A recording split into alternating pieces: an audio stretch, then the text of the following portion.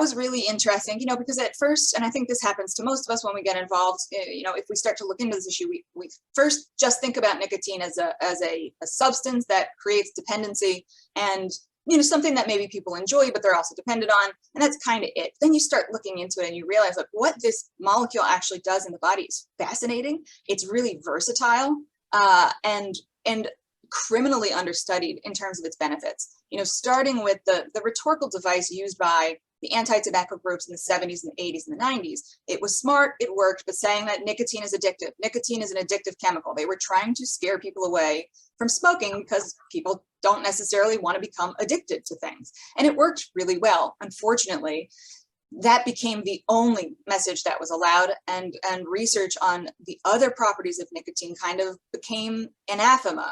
It was still happening, but there wasn't a lot of funding for it.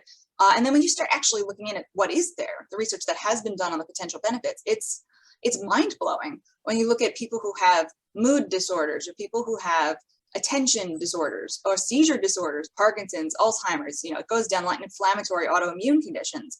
Nicotine appears to be pretty powerful as an aid, or as a complementary type of medicine. And we are talking about patches, not smoking, but the research is really clear that there's something here. And then when you go back and start looking at history, and this is something I talked about in my presentation for the Global Forum on Nicotine, when you go back, tribal medicine, traditional medicine, they've been using tobacco in their medicinal therapeutic,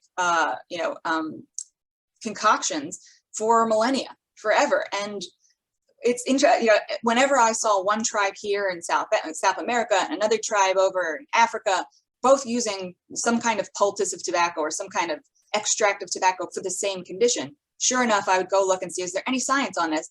And there's some evidence that what they were doing was actually effective. For example, for eczema, a lot of tribes around the world have used basically mashed up tobacco leaves in a sort of cream, and they would apply it for eczema. And now there's actually a patented eczema cream for children made with the chemical of nicotine. They don't sell it that way, of course, it's got some kind of chemical name, but the more research that could be done on that, there's so many conditions that nicotine would be helpful for. And the big thing, obviously, is nicotine is a dependence-forming drug, sure.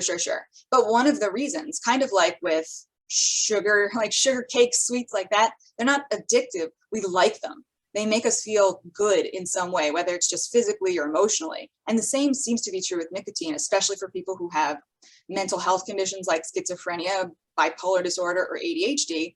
They are, they would say, people in the anti-tobacco world would say that type of person is more vulnerable to nicotine addiction. And the reason is because it helps them. And this horrible thing is that they don't know this, the people who have these conditions, they don't understand that's why most of them don't necessarily make the connection that, when I smoke, my attention is a little bit more focused, or I don't feel quite as sad, or my mood is more stable. But they also don't know that they can get that same benefit from a different non-deadly source of nicotine. They could go to e-cigarettes or the patch or any of the other non-combustible sources that are available. But because of the anti-tobacco community and their kind of like stranglehold on the topic, there's millions of people, billions in the world, who don't know this information, and from information that could very well save their lives if they knew it.